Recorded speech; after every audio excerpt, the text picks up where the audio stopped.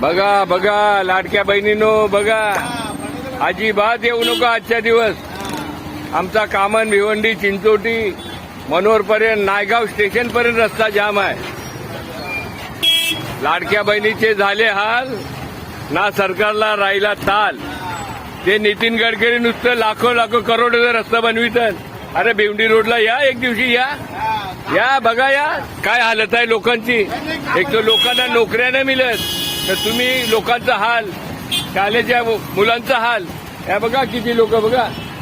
या आज रक्षाबंधन आणि तुम्ही घोडबंदरचा रस्ता बनवायला लावलाय. हा केवढं डोकं असेल तुमच्या मंत्रगणांना.